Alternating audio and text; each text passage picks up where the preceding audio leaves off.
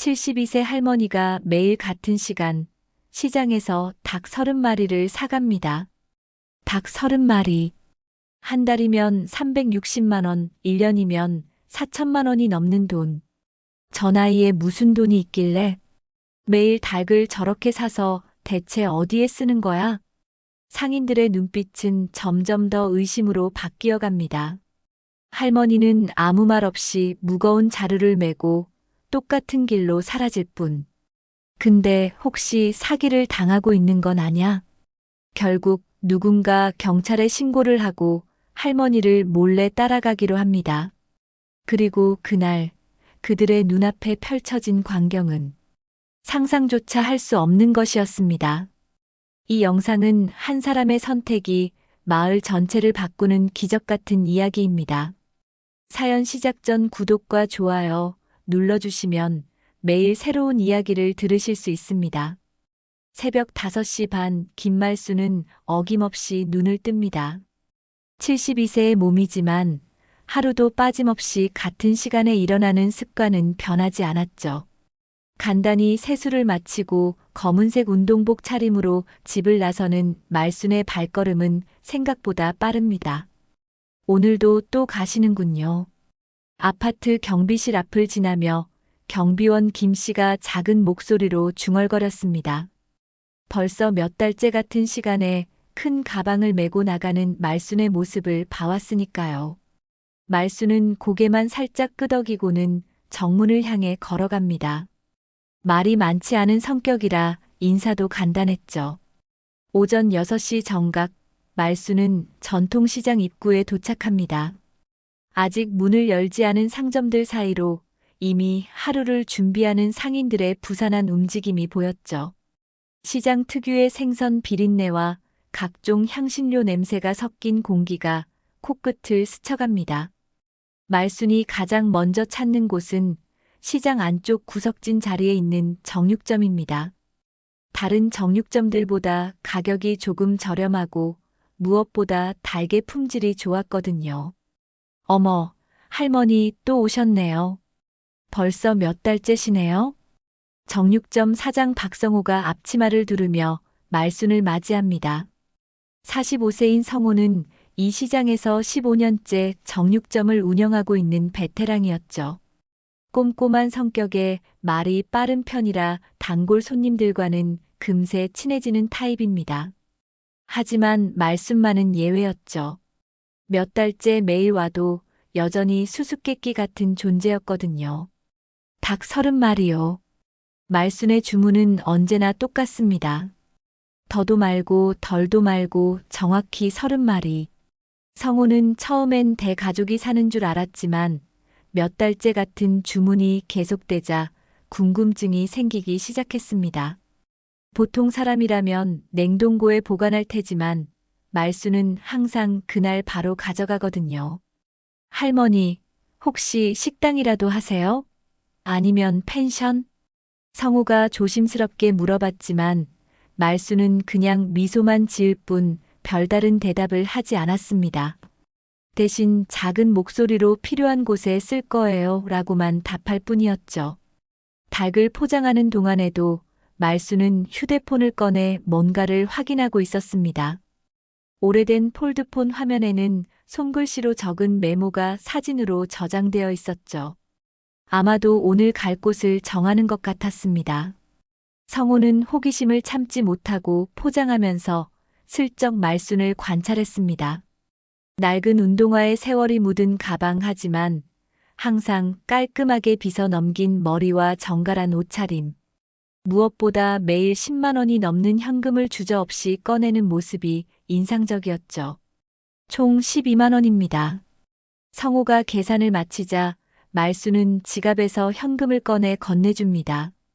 항상 현금으로 결제하는 것도 특이했죠. 요즘 같은 시대에 매일 10만 원이 넘는 현금을 들고 다니는 할머니가 흔하지 않으니까요. 더구나 한 번도 돈이 부족하다고 하거나 주저하는 모습을 본 적이 없었습니다. 무거우실 텐데 배달해 드릴까요? 아니면 택시라도 불러드릴까요? 성호의 제안에도 말순은 고개를 젓습니다. 대신 미리 준비해온 큰 보냉 가방에 포장된 닭들을 차곡차곡 넣어 담습니다. 가방이 꽤 무거워 보이는데도 말수는 별다른 어려움 없이 메고 일어섰죠. 어깨가 조금 구부정해지긴 했지만 걸음걸이는 여전히 단단했습니다. 시장을 빠져나가는 말순의 모습을 보며 성우는 고개를 갸웃합니다. 저 연세에 저런 무거운 짐을 지고 어디로 가는 걸까요?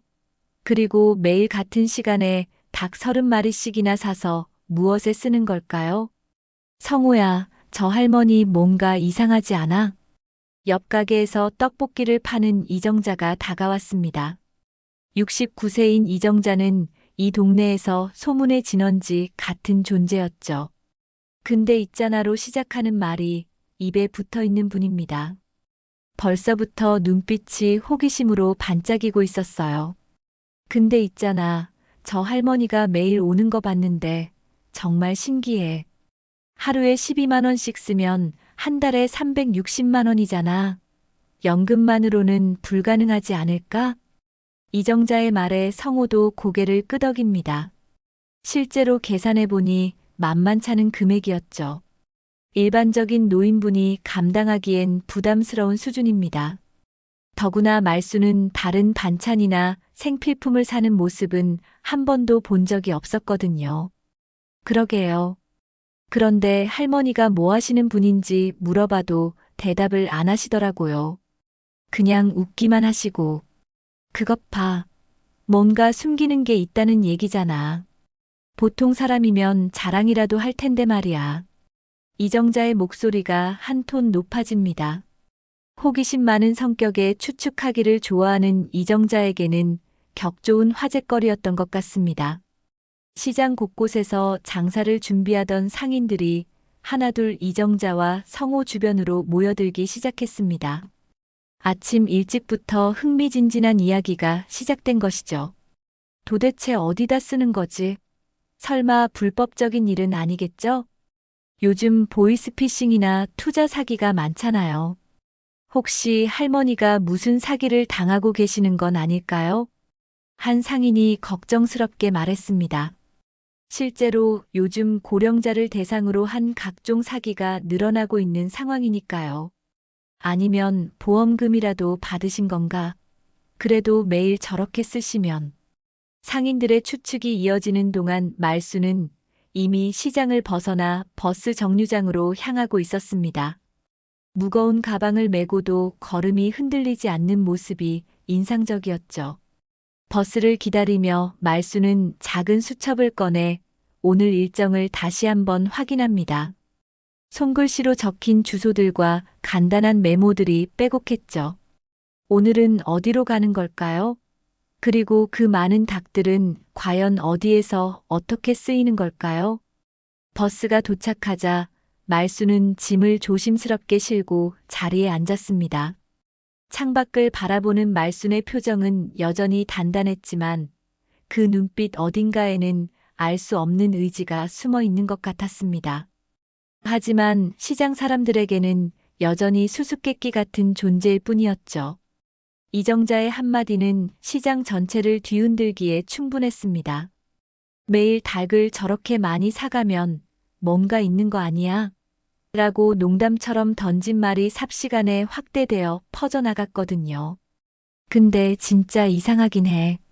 저 나이에 혼자 사시면서 그렇게 많은 닭을 뭐에 쓰는 거지? 채소 가게 김 사장이 배추를 다듬으며 거들었습니다. 이미 몇 명의 상인들이 모여 있었고 화제의 중심은 당연히 김말순이었죠. 그러게 말이야. 보통 사람이면 냉동실에 보관이라도 할 텐데 저분은 매일 같은 양을 사가잖아. 생선 가게 박 사장이 고개를 저으며 말했습니다.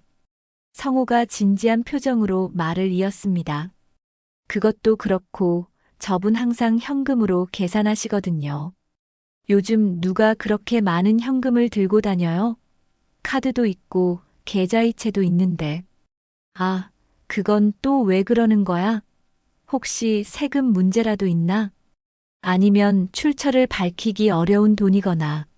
상인들의 추측이 점점 더 구체적으로 변해갔습니다. 처음엔 단순한 호기심이었지만 이제는 의심의 영역으로 넘어가고 있었죠. 이정자는 이런 상황을 놓칠 리가 없었습니다. 근데 있잖아. 어제 내가 우연히 봤는데 저 할머니가 은행에서 나오더라고. 그런데 표정이 심각하더라니까. 뭔가 큰일이라도 있는 것 같던데. 실제로는 그냥 지나가다 본 것뿐이었지만 이정자의 입을 통해서는 마치 중요한 단서처럼 포장되었습니다. 혹시 대출이라도 받는 건 아닐까? 요즘 노인 대상 대출 사기도 많다던데. 아니면 보험금을 받았거나. 그런데 그렇게 함부로 쓸 돈인가? 상인들의 상상력은 점점 더 커져갔습니다. 사실을 확인할 기회는 얼마든지 있었지만 누구도 굳이 나서서 직접 묻지는 않았죠. 오히려 혹시라는 말이 이야기에 재미를 더해갔습니다. 며칠이 지나자 소문은 더욱 구체적으로 변했습니다. 저 할머니가 뭔가 사업을 하는 것 같아부터 시작해서 무허가 급식업체를 운영하는 게 아닐까까지 다양한 추측들이 나왔죠. 내 생각엔 말이야. 이정자가 목소리를 한 톤 낮췄습니다. 분명히 큰 규모로 뭔가 하고 있는 거야. 그런데 왜 숨기겠어? 떳떳하면 당당하게 말하면 되는데. 그럼 뭔가 문제가 있다는 얘기잖아. 요즘 식품 관련 사고도 많고 위생 문제도 있고 혹시 우리 시장 명예에 먹칠하는 건 아닐까? 시장 사람들은 점점 더 말순을 대할 때 미묘하게 거리를 두기 시작했습니다. 인사를 해도 예전처럼 따뜻하지 않았고 시선도 어딘가 의심스러워 보였죠. 할머니, 요즘 어디 가서 뭐 하시는 거예요? 한 상인이 직접적으로 물어봤지만 말수는 여전히 필요한 곳에 쓸 거예요 라는 애매한 대답만 할 뿐이었습니다. 말순의 대답은 더욱 사람들의 궁금증을 자극했습니다. 왜 그렇게 비밀스럽게 하는 걸까요? 정말 떳떳하지 못한 일이기 때문일까요? 성호는 상인회 회장에게 이 상황을 보고했습니다. 회장님, 요즘 시장에 좀 수상한 할머니가 다니세요. 수상하다니? 뭐가? 매일 닭을 30마리씩 사가는데 용도도 말 안 하시고 항상 현금으로만 계산하시고 혹시 우리 시장이 뭔가 이상한 일에 이용되는 건 아닌지 걱정돼서요. 상인회 회장은 고개를 끄덕이며 심각하게 받아들였습니다. 그래, 시장 이미지도 중요하고 혹시 모르니까 지역 순찰 경찰한테 말해볼까? 이도훈 순경이 우리 동네 담당이니까. 한편 이정자는 이런 상황을 동네 반상회에서도 이야기했습니다. 시장에 이상한 할머니가 다녀요. 매일 닭을 엄청 많이 사가는데 뭐에 쓰는지 아무도 몰라요. 혹시 아시는 분 있나요? 곧바로 입소문이 퍼지기 시작했습니다. 각종 추측과 의견들이 쏟아져 나왔거든요. 어머, 우리 동네에 그런 분이 있어요? 혹시 펜션이라도 하시나? 아니면 식당? 그럼 사업자 등록증이 있어야 하는데. 요즘 무허가 업체들 단속 많이 한다던데. 혹시 식중독이라도 나면 어떡해요? 우리 아이들도 그 근처 다니는데 걱정돼요. 소문은 눈덩이처럼 불어났습니다. 처음엔 단순한 호기심이었지만 이제는 불안감까지 더해진 상태였죠. 다음 날 아침 순찰을 돌던 이도훈 순경에게 상인회 회장이 다가왔습니다. 40대 초반인 도훈은 이 동네에서 자란 토박이었죠. 어린 시절 형편이 어려웠던 기억 때문인지 동네 어르신들을 특히 잘 챙기는 편이었습니다. 순경님, 요즘 시장에 좀 이상한 할머니가 다니세요. 상인들이 불안해하고 있어서 말씀드리는 거예요. 어떻게 이상한데요? 매일 같은 시간에 와서 닭을 30마리씩 사가는데 뭐에 쓰는지도 안 말하시고 항상 현금으로만 계산하시고 혹시 무허가 업체나 그런 건 아닌지 의심스러워서요. 도우는 신중하게 들었습니다. 특이하긴 하네요. 하지만 불법이라고 단정하기는 어려울 것 같은데요. 우선 상황만 지켜볼게요. 하지만 성우는 이런 애매한 대답에 만족할 수 없었습니다. 그냥 마음에 걸려서요. 혹시 어르신이 사기를 당하시는 건 아닌지, 아니면 다른 문제가 있는 건 아닌지. 성우의 걱정은 진심이었습니다. 15년간 시장에서 장사하면서 본 어르신들 중에 사기를 당한 분들이 몇 분 있었거든요. 알겠습니다. 제가 한번 확인해 보겠습니다. 도훈의 대답을 들은 성우는 마음을 먹었습니다. 경찰이 움직이기 전에 자신이 직접 확인해 보기로 말이죠. 그 사이 말수는 이런 시선들을 모르지 않았습니다. 시장에 올 때마다 느껴지는 사람들의 변한 태도, 뒤에서 들려오는 수군거림. 하지만 말수는 아무 해명도 하지 않았습니다. 평소처럼 묵묵히 닭을 사고 가방에 담아서 떠날 뿐이었죠. 다만 예전보다는 조금 더 서둘러 시장을 빠져나가는 것 같았습니다. 며칠 뒤 비가 부슬부슬 내리는 토요일 아침이었습니다. 성우는 평소보다 일찍 정육점 문을 열고 말순을 기다리고 있었죠. 오늘은 반드시 진실을 확인하겠다고 마음먹었거든요. 진짜 오늘은 끝까지 따라가 봐야겠어. 성우가 시계를 보며 중얼거렸을 때 저 멀리서 익숙한 실루엣이 나타났습니다. 검은 우산을 쓴 말순이 평소와 같은 시간에 시장으로 들어오고 있었죠. 비에 젖은 운동화 소리가 찰박찰박 들렸습니다. 할머니, 비 오는데 괜찮으세요? 감기 조심하세요. 성우가 평소보다 더 다정하게 인사를 건넸지만 말수는 고개만 끄덕일 뿐이었습니다. 비에 젖은 머리카락을 정리하며 평소처럼 닭 30마리요라고 주문했죠. 목소리가 평소보다 조금 작게 들렸습니다. 혹시 목감기라도 걸리신 건 아니시죠? 성우가 걱정스럽게 물었지만 말수는 괜찮아요라는 짧은 대답만 했습니다. 하지만 가끔 작은 기침을 하는 모습이 보였죠. 닭을 포장하는 동안 성우는 말순을 자세히 관찰했습니다. 평소보다 조금 피곤해 보이는 얼굴, 그리고 손목에 낡은 시계 하나만 차고 있는 모습, 화려한 액세서리 하나 없는 소박한 차림이었습니다. 한편 이도훈 순경도 오늘 아침 일찍부터 시장 근처에서 순찰을 돌고 있었습니다. 상인회 회장의 제보가 계속 마음에 걸렸거든요.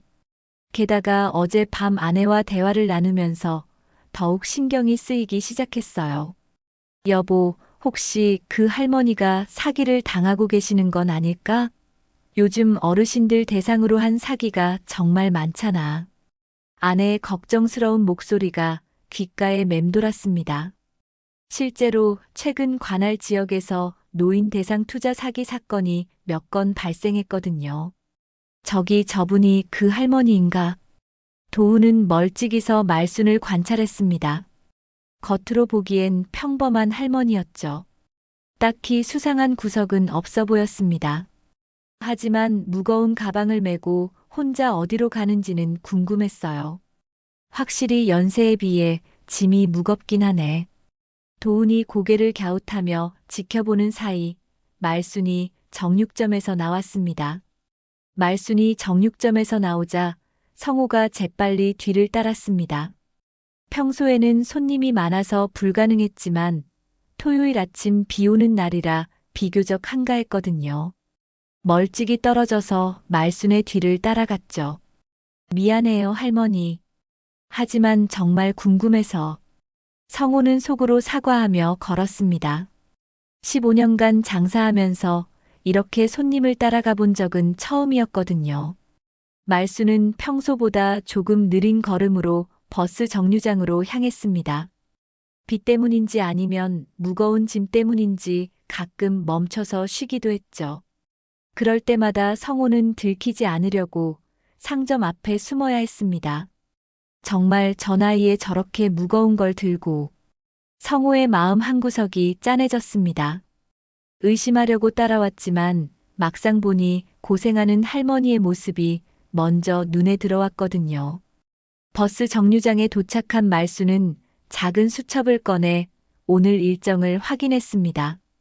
비에 젖지 않게 우산 아래에서 조심스럽게 페이지를 넘기는 모습이 인상적이었죠. 말수는 7번 버스를 탔습니다. 성호도 재빨리 뒤따라 탔죠. 다행히 토요일이라 승객이 많지 않아서 들키지 않을 수 있었습니다.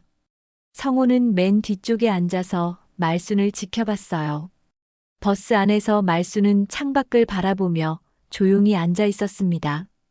가끔 다른 승객들이 무거운 가방을 보고 걱정스러운 눈길을 보내기도 했지만 말수는 그냥 미소로 답할 뿐이었죠. 할머니, 짐이 무거워 보이는데 괜찮으세요? 한 젊은 남성이 친절하게 물어봤습니다. 괜찮아요. 고맙습니다. 말순의 대답은 여전히 짧았지만 따뜻한 미소가 담겨 있었습니다. 도훈 순경도 자신의 순찰차로 버스를 뒤따랐습니다. 혹시 모르니까 끝까지 확인해 봐야겠어. 하지만 점점 도심에서 멀어지면서 도훈의 마음도 복잡해졌습니다. 정말 수상한 일이라면 이렇게 대중교통을 이용할까 싶었거든요. 버스는 시내를 벗어나 외곽 지역으로 향했습니다. 창밖 풍경이 점점 한적해졌죠. 아파트 단지가 사라지고 단독주택들이 늘어선 조용한 마을들이 나타났습니다. 약 40분 정도 달린 후 말순이 종점 두 정거장 전에서 내렸죠. 성호도 서둘러 뒤따라 내렸습니다. 비는 이제 거의 그쳤지만 하늘은 여전히 흐렸습니다. 여기가 어디지? 성호가 주변을 둘러보니 낡은 건물들이 늘어선 조용한 마을이었습니다. 도시에서 조금 떨어진 곳이라 그런지 사람들도 많지 않았죠. 골목길 여기저기에 고양이들이 돌아다니고 있었습니다. 말수는 무거운 가방을 메고 좁은 골목길을 걸어갔습니다. 성호는 들키지 않으려고 더욱 조심스럽게 따라갔죠. 골목길은 생각보다 복잡했습니다. 미로같이 이어진 길을 말수는 마치 수십 번 와본 것처럼 자연스럽게 걸어갔어요. 여기를 어떻게 아시지? 처음 오는 곳 같지 않은데. 10분 정도 걸은 후 말순이 작은 단층 건물 앞에서 멈췄습니다. 건물 입구에는 작은 간판이 하나 걸려 있었는데 비에 젖어서 글씨가 잘 보이지 않았죠. 저기서 뭘 하려는 거지? 성호가 숨을 죽이며 지켜보는데 말순이 건물 뒤편으로 돌아가는 게 보였습니다. 성호도 조심스럽게 뒤따라갔죠. 건물 뒤편에는 작은 마당이 있었고 거기에 큰 가스레인지와 대형 솥이 놓여 있었습니다. 그리고 손질된 야채들이 준비되어 있었죠. 말수는 가방에서 닭들을 꺼내기 시작했습니다. 요리를 하려고. 성호의 눈이 커졌습니다. 말수는 능숙한 손놀림으로 닭을 손질하기 시작했거든요. 마치 수십 년간 해온 일처럼 자연스럽게 말이죠. 비에 젖은 손을 닦으면서도 동작이 멈추지 않았습니다. 솥에 물을 끓이고 닭을 넣고 각종 야채들을 썰어 넣었습니다. 어디서 구해왔는지 양파와 당근, 감자, 대파 등도 준비되어 있었죠. 말순의 손놀림은 정말 전문가 수준이었습니다. 커다란 솥에서 김이 모락모락 올라오기 시작했습니다. 닭볶음탕 특유의 구수한 냄새가 바람을 타고 퍼져나갔어요. 30분 정도 지나자 건물 안에서 소리가 들리기 시작했습니다. 아이들의 웃음소리와 떠드는 소리, 그리고 어른들의 대화 소리였죠. 성호는 더욱 궁금해졌습니다. 어린이집인가? 아니면 복지관? 말순이 큰 그릇에 닭볶음탕을 담기 시작했습니다. 그리고 건물 안으로 들어가기 시작했죠. 성호는 용기를 내어 조금 더 가까이 다가갔습니다. 건물 입구 옆에 작은 문패가 하나 있었는데 이제야 글씨가 선명하게 보였습니다. 해뜰 날 무료 급식소라고 적혀 있었죠. 무료 급식소? 성호의 머릿속이 하얗게 변했습니다. 갑자기 모든 퍼즐 조각들이 맞춰지기 시작했거든요. 장사가 아니었어. 밥이었구나. 성호의 가슴이 먹먹해졌습니다. 자신들이 얼마나 큰 오해를 하고 있었는지 깨달았거든요. 말순은 장사를 위해 닭을 산 게 아니라 배고픈 사람들을 위해 밥을 해주려고 산 거였습니다. 건물 안에서는 따뜻한 분위기가 느껴졌습니다. 아이들의 와, 오늘도 닭볶음탕이다 하는 기쁜 소리와 어른들의 할머니, 고맙습니다 하는 인사소리가 들려왔죠. 급식소 안쪽에서는 자원봉사자들이 분주하게 움직이고 있었고 테이블마다 사람들이 둘러앉아 따뜻한 식사를 나누고 있었습니다. 성호는 한동안 그 자리에 서 있었습니다. 죄송함과 감동이 복잡하게 얽힌 마음이었어요. 의심의 눈으로 바라봤던 자신이 너무 부끄러웠거든요. 정말 미안했어, 할머니. 성호는 조용히 그 자리를 떠났습니다. 하지만 마음 한구석에는 여전히 궁금증이 남아 있었어요. 말순이 이런 일을 할 수 있는 힘은 대체 어디서 나오는 걸까요? 다음 날 성호는 또다시 말순을 따라가기로 마음먹었습니다. 이번엔 의심이 아니라 순수한 호기심과 감동 때문이었죠. 어떤 다른 곳들을 도우시는지 알고 싶었거든요. 어제와는 다른 방향이네. 성호의 예상은 맞았습니다. 오늘 말순이 탄 버스는 어제와 완전히 다른 방향이었거든요. 이번엔 시내 중심가로 향하는 5번 버스였습니다. 매일 다른 곳을 가시는 건가? 정말 대단하시다. 이도훈 순경도 오늘은 좀 더 가까이에서 관찰하고 있었습니다. 어제 본 장면이 계속 마음에 남아 있었거든요. 자신도 어린 시절 어려웠던 기억이 있어서 더욱 마음이 울렸어요. 30분 정도 달린 후 말순이 도심 한복판의 한 정거장에서 내렸습니다. 성호와 도훈이 뒤따라 내려서 보니 고가도로 아래 어둑한 공간이 보였어요. 여기는 노숙인 쉼터인가? 말순이 향한 곳은 고가도로 아래 임시로 설치된 노숙인 쉼터였습니다.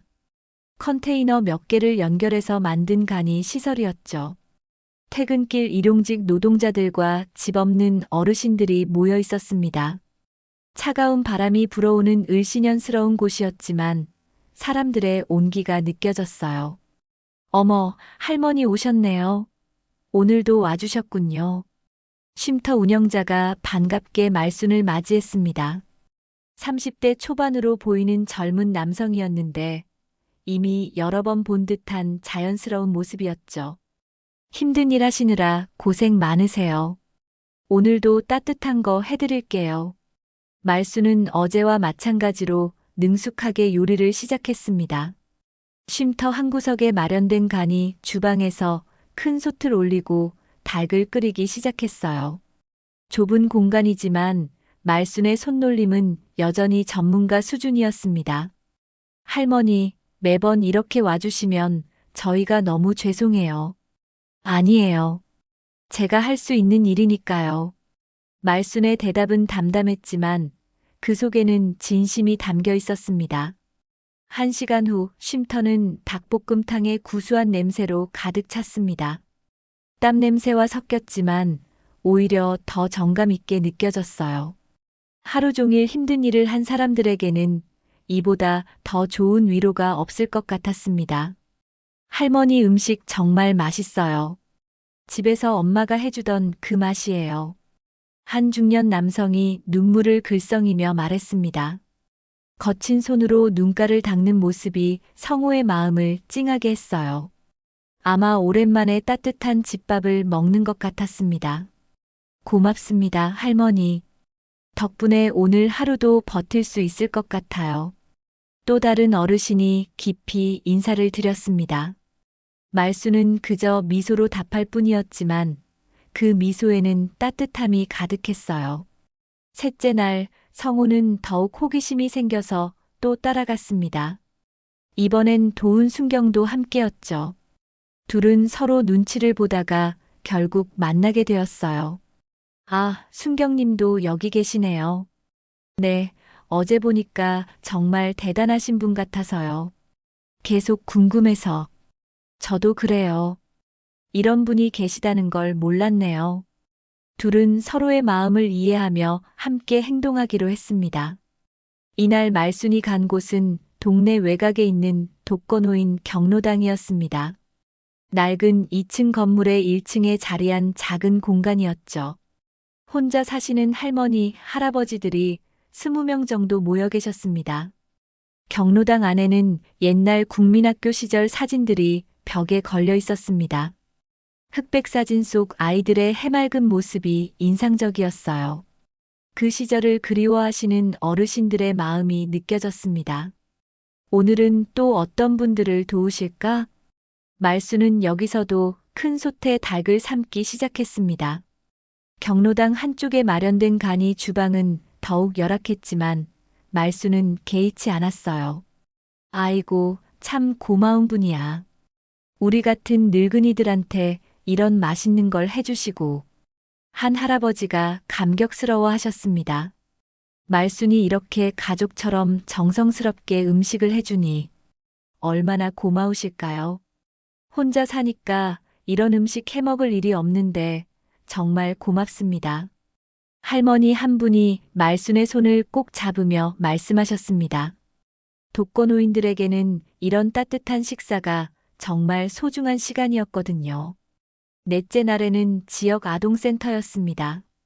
방과 후에 모인 초등학생들이 숙제를 하고 있었는데 말순이 만든 닭강정 냄새가 나자 모두 책을 덮고 모여들었죠. 할머니, 오늘은 뭐 해주세요? 우와, 치킨 냄새다.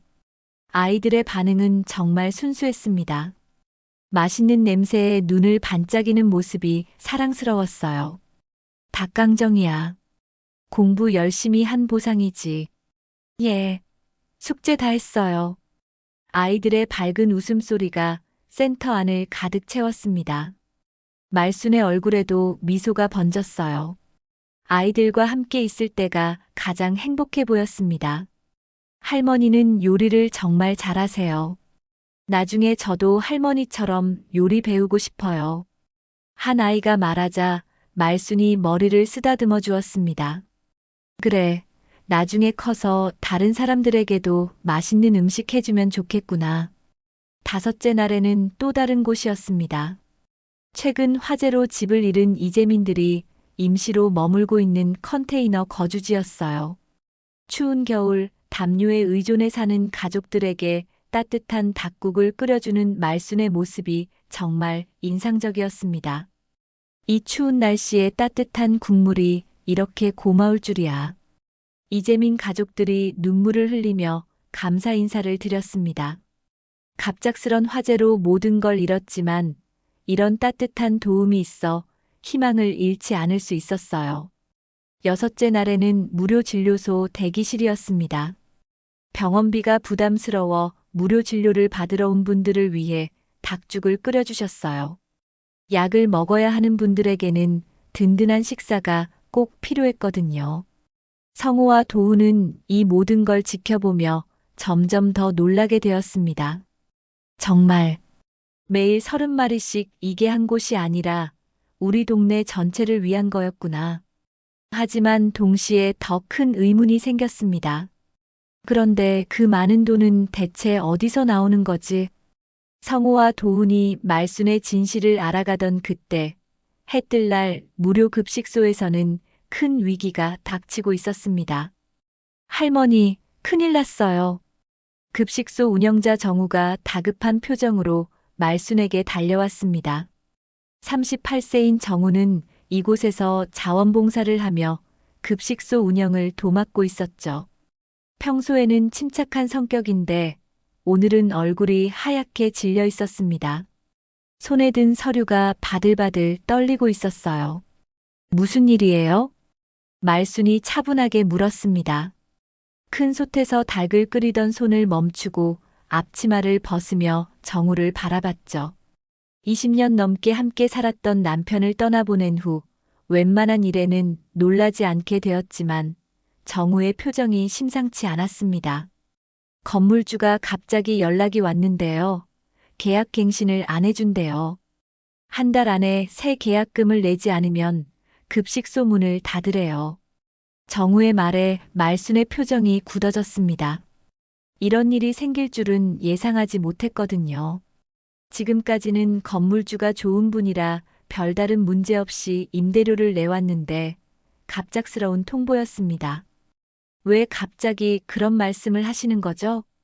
이 근처에 대형마트가 들어온다고 하더라고요. 그래서 상가 임대료가 많이 올랐대요. 우리가 지금 내는 임대료의 3배를 요구하시더라고요. 정우가 한숨을 쉬며 설명했습니다. 자본주의 사회의 냉혹한 현실이었죠. 얼마나 필요한데요? 말순이 조심스럽게 물었습니다. 보증금이랑 월세 선납금에서 3천만 원 정도요. 갑자기 이 큰 돈을 어떻게 구하죠? 후원금으로는 한 달 운영비도 빠듯한데. 정우의 목소리가 점점 작아졌습니다. 매일 이곳에서 식사하는 사람들의 얼굴이 떠올랐거든요. 말수는 잠시 생각에 잠겼습니다. 그동안 매일 닭을 사는 데만 신경 썼지, 이런 큰 비용까지는 생각하지 못했어요. 하지만 이곳이 문을 닫으면 하루 100명 넘는 사람들이 따뜻한 식사를 할 수 없게 됩니다. 할머니도 이미 충분히 도와주셨는데 이런 부담까지 드릴 수는 없어요. 다른 방법을 찾아봐야겠어요. 정우가 고개를 숙였습니다. 아이들과 어르신들의 밝은 얼굴들을 더 이상 볼 수 없게 될 생각을 하니 마음이 무너져 내렸어요. 말수는 조용히 생각했습니다. 그리고 잠시 후 가방 깊숙이에서 작은 봉투를 꺼냈어요. 안에는 새마을금고 적금 통장과 남편 사망보험금 통장이 들어 있었습니다. 소중하게 간직해온 것들이었죠. 이 돈이면 다른 곳으로 옮겨서 계속할 수 있겠죠? 말순이 통장들을 내밀자 정우가 깜짝 놀랐습니다. 손을 번갈아 흔들며 거절했어요. 할머니, 이건 절대 안 돼요. 이 돈은 할머니 노후 자금 아니세요? 이런 큰 돈을 어떻게. 괜찮아요. 남편이 남긴 돈인데 나 혼자 잘 먹고 살라고 남긴 돈은 아니라고 생각해요. 말순의 목소리는 담담했지만 확고했습니다. 통장을 바라보며 남편의 마지막 말이 떠올랐어요. 남편이 돌아가시기 전에 그러더라고요. 여보, 나 없어도 사람 도우면서 살아. 그때는 무슨 말인지 몰랐는데 이제 알 것 같아요. 이런 일을 하라고 남겨주신 거겠죠. 정우는 눈시울이 붉어졌습니다. 자신에게는 특별한 기억이 있었거든요. 사실 제가 고백할 게 있어요. 저도 어릴 때 이곳 아동센터에서 자랐어요. 부모님이 일찍 돌아가셔서 혼자 지내던 시절이 있었거든요. 말순이 놀란 표정으로 정우를 바라봤습니다. 겨울 어느 날 너무 배고파서 길에서 쓰러질 뻔했는데 누군가가 따뜻한 닭죽 한 그릇을 주시더라고요. 그때 그 음식으로 살아날 수 있었어요. 그분이 할머니셨어요. 정우의 고백에 말순이 깜짝 놀랐습니다. 작은 아이였던 정우의 모습이 어렴풋이 기억났어요. 정우 씨가 그때 그 아이, 정말로? 네, 맞아요. 할머니가 기억 안 나실 수도 있지만 저는 평생 잊을 수 없어요. 그래서 성인이 되어 이곳에서 봉사하고 있는 거예요. 그 순간 감동적인 재회가 이루어졌지만 현실적인 문제는 여전했습니다. 그래도 할머니, 이 돈은 정말 너무 큰 부담이에요. 나는 물 한 컵, 밥 한 공기면 충분해요. 아이들 밥이 먼저죠. 어르신들 식사가 더 중요하고요. 말순의 말에 정우는 더 이상 반대할 수 없었습니다. 하지만 마음이 무거웠어요. 계약 절차를 위해 말순은 정우가 소개해준 중개인을 만났습니다. 40대 중반의 남성으로 정장을 단정하게 입고 있었고 말투도 신뢰할 만했어요. 할머니, 걱정 마세요. 제가 좋은 건물 알아봐 드릴게요. 계약금만 먼저 맡겨주시면 모든 절차를 대행해 드리겠습니다. 중개인은 심지어 가건물 사용허 가증과 사업자 등록 관련 서류까지 보여주었습니다. 도훈 순경이 계약금 전달은 반드시 공인중개사 사무소에서 하라고 조언했지만 말수는 서류를 보여주는 중개인을 믿고 계약금을 따로 전달했습니다. 할머니 같은 좋은 분을 도울 수 있어서 영광입니다. 중개인의 말이 진심처럼 들렸거든요. 하지만 며칠 후 충격적인 일이 일어났습니다. 할머니, 큰일이에요. 정우가 또다시 다급하게 달려왔습니다. 이번에는 얼굴이 새하얗게 질려 있었어요. 그 중개인이 사기꾼이었대요. 경찰에서 연락 왔는데 여러 건의 사기 전과가 있는 범죄자래요. 말순의 다리에 힘이 풀렸습니다. 3천만 원이 허공으로 사라진 것입니다. 어떻게 이런 일이? 서류도 다 보여줬는데 가짜 서류였대요. 정교하게 만든 위조 서류였다고 하더라고요. 경찰 조사 결과 그 중개인은 고령자를 상대로 한 전문 사기꾼이었습니다. 말순 같은 선량한 사람들을 노린 치밀한 범죄였죠. 말순은 며칠 전 일들을 되돌아봤습니다. 경찰의 조언을 무시하고 성급하게 행동한 자신이 원망스러웠어요. 제가 너무 성급했나 봐요. 신중하지 못했어요. 말순이 한숨을 쉬었습니다. 그동안 남편과 함께 모은 소중한 돈이 순식간에 사라져버렸어요. 이제 정말 어떻게 하죠? 급식소도 문 닫아야 하고 다른 곳들도. 정우와 봉사자들이 멘붕 상태에 빠졌습니다. 매일 도움받던 100여 명의 사람들 얼굴이 떠올랐거든요. 말수는 그동안 모은 돈이 사라진 것보다 도움받던 사람들의 밥줄이 끊길까봐 더 불안했습니다.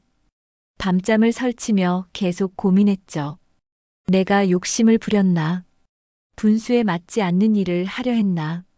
스트레스와 충격, 그리고 며칠간의 불면으로 인해 말수는 결국 탈진해서 응급실에 실려가게 되었습니다. 병원 침대에 누워있는 말순의 모습은 처량했습니다. 링거 바늘이 꽂힌 손등은 핏줄이 붉어져 나와 있었고 평소보다 더 깊어진 주름이 세월의 무게를 말해주고 있었죠. 72세의 나이에 이런 충격을 받기에는 너무 가혹했습니다. 아이들은 어떻게 하지? 어르신들은? 말순이 중얼거리며 천장을 바라봤습니다. 사기를 당한 충격보다 도움받던 사람들을 생각하니 마음이 더 아팠어요. 매일 기다리고 있을 아이들의 밝은 얼굴들, 따뜻한 식사를 고대하는 어르신들의 모습이 계속 떠올랐습니다. 병실 창문 너머로 보이는 하늘은 회색빛이었습니다.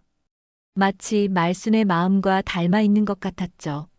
간병인도 없이 혼자 누워있는 모습이 더욱 쓸쓸해 보였어요.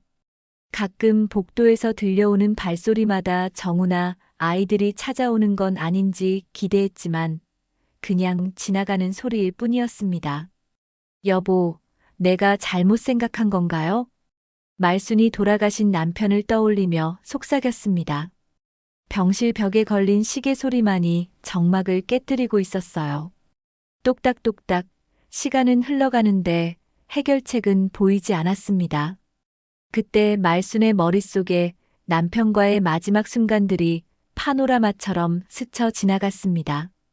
가정용 황토 전기장판 위에 누워있던 남편의 야윈 모습, 라디오에서 흘러나오던 그때, 그 노래 젊은 시절 함께 들었던 추억의 곡들, 빛바랜 혼수장들과 함께 쌓아온 50년의 세월들. 여보, 나 없어도 사람 도우면서 살아. 남편의 마지막 유언이 다시 한번 귓가에 생생하게 들려왔습니다.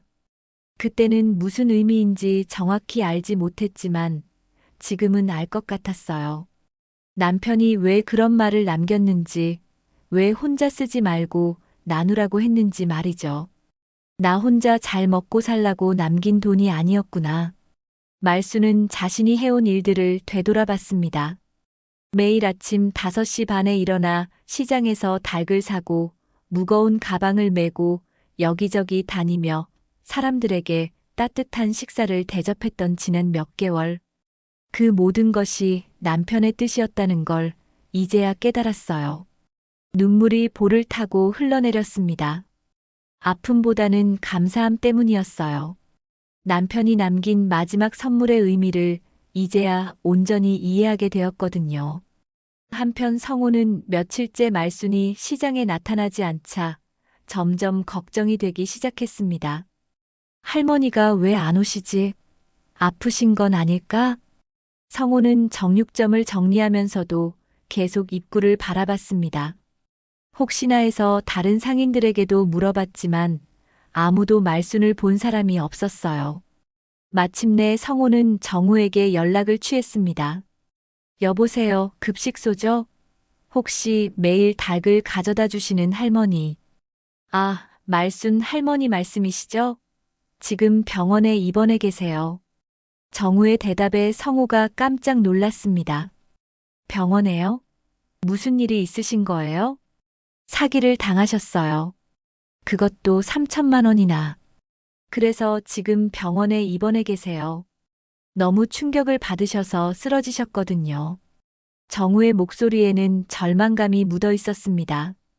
그동안 모든 것을 희생하며 도와주신 말순이 이런 일을 당했다는 게 믿어지지 않았어요. 3천만 원을 사기로? 어떻게 그런 일이? 성호는 전화를 끊고 나서 주먹을 꽉 쥐었습니다. 그동안 의심의 눈으로 바라봤던 자신이 너무 부끄러웠고 동시에 말순을 속인 사기꾼에 대한 분노가 치밀어 올랐어요. 정말 선량한 사람만 골라서 피해를 주는 악질들이었습니다. 내가 시작한 일이니 내가 끝내야지. 성호는 깊게 숨을 들이마시고 결심했습니다. 이제는 진실을 말할 때가 되었다고 생각했거든요. 더 이상 말순 혼자 고생하게 둘 수는 없었습니다. 회장님, 그 할머니에 대해 긴급히 말씀드릴 게 있어요. 성호가 상인회 회장에게 전화를 걸었습니다. 목소리에 절박함이 묻어 있었어요. 무슨 일인데 그렇게 다급해? 혹시 그 할머니가 정말 문제가 있는 건가? 아니에요. 정반대예요. 상인회 긴급회의를 열어주세요. 정말 중요한 일이에요. 우리가 모두 큰 오해를 하고 있었어요. 성호의 간곡한 부탁에 상인회 회장도 심상치 않음을 느꼈습니다. 그날 저녁 7시 시장 상인회 사무실에는 20명 남짓한 상인들이 모였습니다. 이정자를 비롯해 그동안 말순에 대해 수군거렸던 사람들도 모두 참석했죠. 평소보다 훨씬 많은 사람들이 모인 것을 보니 모두가 이 문제에 관심을 갖고 있었던 것 같았어요. 무슨 일로 이렇게 급하게 모이자고 했나? 그 할머니 일이랑 관련 있는 건가? 혹시 정말 큰 문제라도 있는 건가? 상인들의 궁금증 어린 시선이 성호에게 집중되었습니다. 어떤 이는 걱정스러운 표정이었고 어떤 이는 역시 그럴 줄 알았다는 표정이었어요. 여러분, 그동안 우리가 정말 큰 오해를 했습니다. 성호가 단호한 목소리로 말문을 열었습니다. 준비해온 말들이 목구멍까지 올라왔지만 떨리는 마음을 가라앉히고 차근차근 설명하기로 했어요. 사실 저분은 사기꾼이 아니라 천사였어요. 천사? 무슨 소리야? 그럼 그 많은 닭들은 뭐에 쓴 거야? 이정자가 의아한 표정으로 물었습니다. 아직도 반신반의하는 눈치였어요.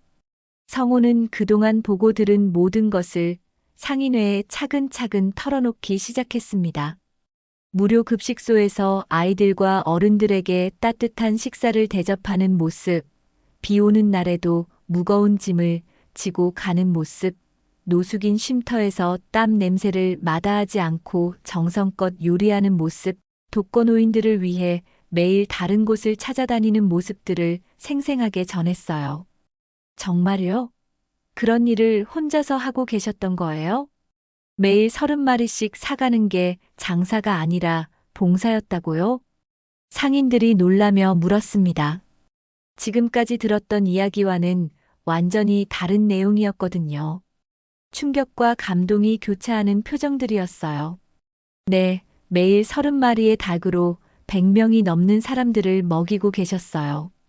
해 뜰 날 무료 급식소, 고가도로 및 노숙인 쉼터, 아동센터 아이들, 독거노인분들, 화재 이재민 가족들, 무료 진료소, 환자분들.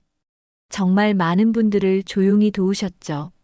성우의 설명이 계속되자 상인들의 표정이 점점 숙연해졌습니다. 어떤 분은 눈시울이 붉어지기도 했어요. 그런데 최근에 사기를 당하셔서 지금 병원에 입원해 계세요. 급식소 건물 임대 문제로 3천만 원이 필요했는데 그 돈을 사기꾼에게 모두 빼앗기셨대요. 3천만 원을 사기로 당했다고요? 상인회 회장이 깜짝 놀라며 물었습니다. 다른 상인들도 웅성거리기 시작했어요. 네, 남편분이 남기신 사망보험금까지 모두 잃으셨다고 하더라고요. 그래서 지금 병원에 쓰러져 계세요. 성우의 말에 상인회가 조용해졌습니다. 그동안 의심했던 자신들이 너무 부끄러웠거든요. 아이고, 우리가 뭔 짓을 한 거야. 이정자가 고개를 푹 숙이며 한숨을 쉬었습니다. 평소 말이 많기로 유명한 그녀가 이렇게 조용해지는 건 처음 보는 일이었어요. 내가 말을 함부로 했네. 확인도 안 하고 소문만 퍼뜨리고. 정말 죄송해요. 이정자의 목소리가 떨리고 있었습니다. 그동안 단톡방에 올린 글들이 모두 떠올랐거든요. 우리 모두 그랬어요. 직접 물어보지도 않고 의심만 했으니까. 다른 상인들도 하나둘 고개를 숙였습니다. 죄책감이 얼굴에 그대로 드러나 있었어요. 그런데 지금 상황이 정확히 어떤가요? 상인회 회장이 심각한 표정으로 물었습니다. 급식소가 한 달 안에 문을 닫게 될 것 같아요.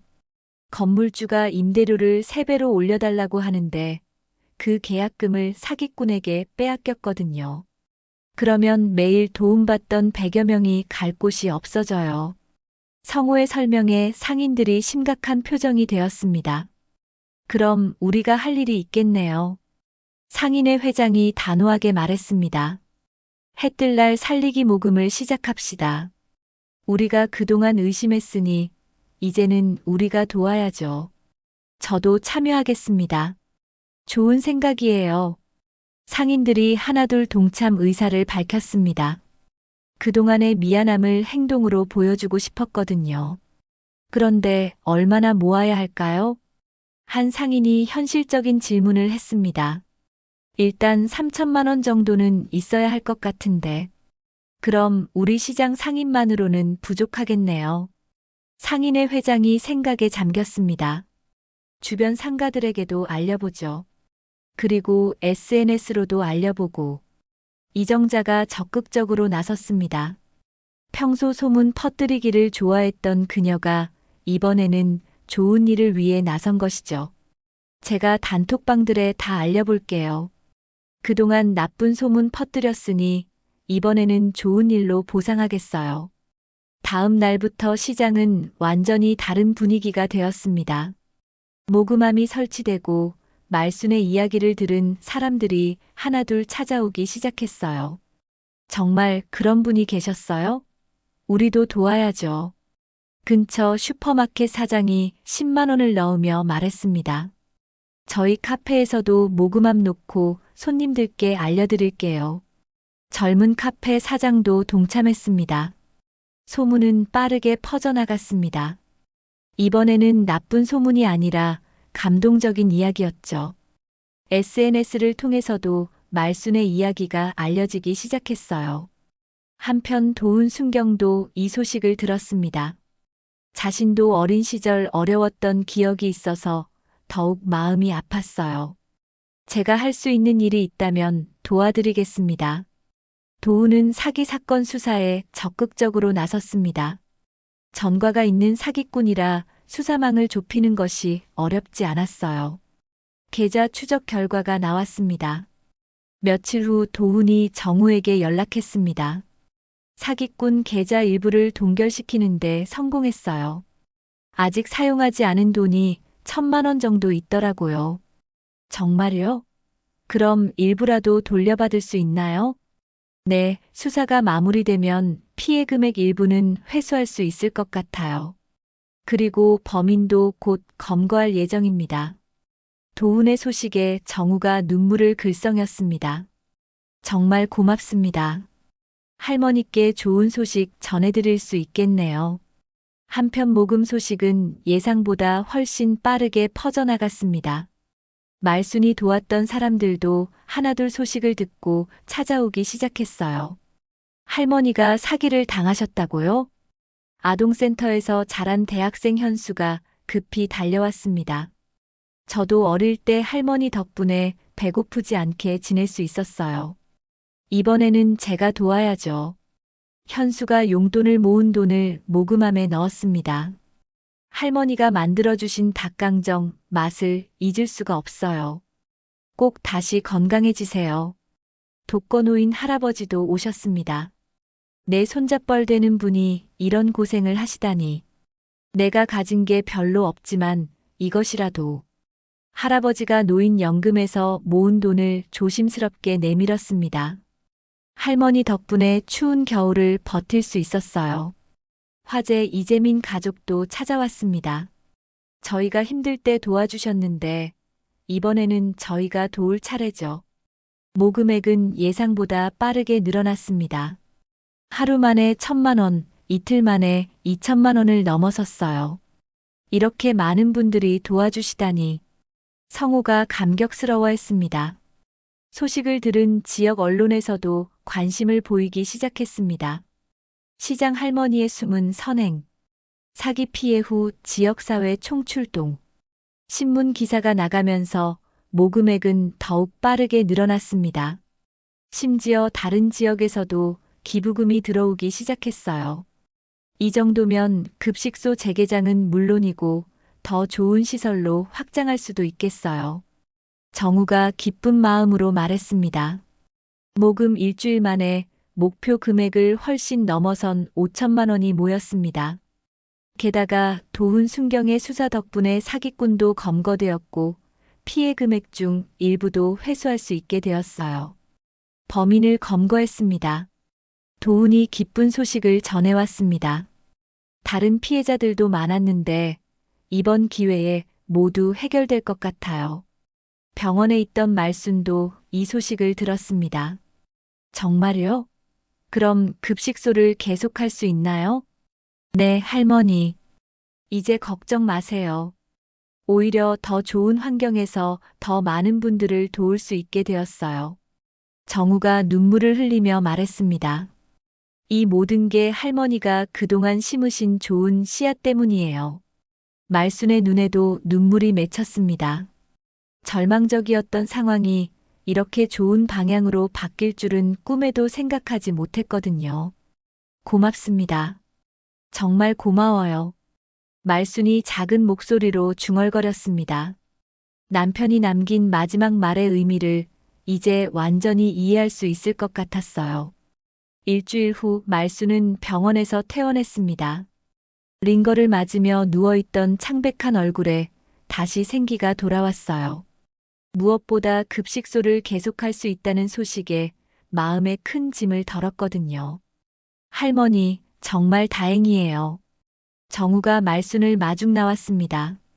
그의 손에는 새로운 급식소 열쇠가 들려 있었어요. 새로운 곳을 찾았어요. 이번에는 훨씬 더 좋은 곳이에요. 그리고 무엇보다 안전해요. 모금으로 모인 돈 덕분에 더 넓고 시설이 좋은 곳으로 이전할 수 있게 되었거든요. 이번에는 제대로 된 계약서와 함께 공인중개사를 통해 안전하게 진행되었습니다. 정말 많은 분들이 도와주셨다면서요? 말순이 조심스럽게 물었습니다. 네, 할머니가 그동안 도우셨던 분들, 시장 상인분들, 심지어 전국에서도 후원금이 들어왔어요. 모두 할머니의 마음을 알고 계셨던 거죠. 정우의 설명에 말순의 눈가가 촉촉해졌습니다. 새로 단장한 급식소는 전보다 훨씬 밝고 깨끗했습니다. 큰 주방에는 최신 조리 시설이 갖춰져 있었고 식당 공간도 2배로 넓어졌어요. 벽면에는 후원자들의 메시지가 가득 붙어 있었습니다. 말순 할머니, 고맙습니다. 할머니 덕분에 희망을 잃지 않았어요. 언제나 건강하세요. 할머니의 따뜻한 마음이 세상을 바꿔요. 메시지들을 하나하나 읽어보는 말순의 얼굴에 미소가 번졌습니다. 개장 첫날 급식소 앞에는 긴 줄이 섰습니다. 기존에 도움받던 분들뿐만 아니라 소식을 듣고 찾아온 새로운 분들도 많았어요. 와, 여기가 새로운 급식소구나. 아동센터 아이들이 가장 먼저 달려왔습니다. 넓어진 공간을 보고 신기해하며 이리저리 둘러봤어요. 할머니, 우리 할머니. 아이들이 말순을 보자마자 달려와 안겼습니다. 며칠 동안 보지 못했던 할머니를 다시 만난 기쁨이 얼굴에 가득했어요. 많이 보고 싶었어요. 할머니가 아프다고 해서 정말 걱정했어요. 한 아이가 말순의 손을 꼭 잡으며 말했습니다. 고마워, 우리 예쁜 친구들. 할머니는 이제 괜찮아. 말순이 아이들의 머리를 쓰다듬어 주었습니다. 커다란 솥에서 김이 모락모락 올라오기 시작했습니다. 오늘의 메뉴는 아이들이 가장 좋아하는 닭볶음탕이었어요. 새로운 시설 덕분에 요리하기도 훨씬 편해졌습니다. 오늘은 특별한 날이니까 더 맛있게 해드릴게요. 말순이 평소보다 더 정성스럽게 요리했습니다. 새로운 시작을 축하하는 마음이었어요. 한편 시장에서도 특별한 일이 일어나고 있었습니다. 성호가 정육점 앞에 작은 안내문을 붙여놓았거든요.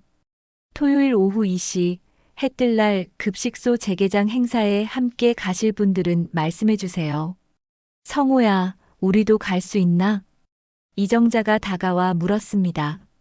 그동안 소문을 퍼뜨렸던 죄책감 때문에 직접 가기가 부끄러웠거든요. 물론이죠.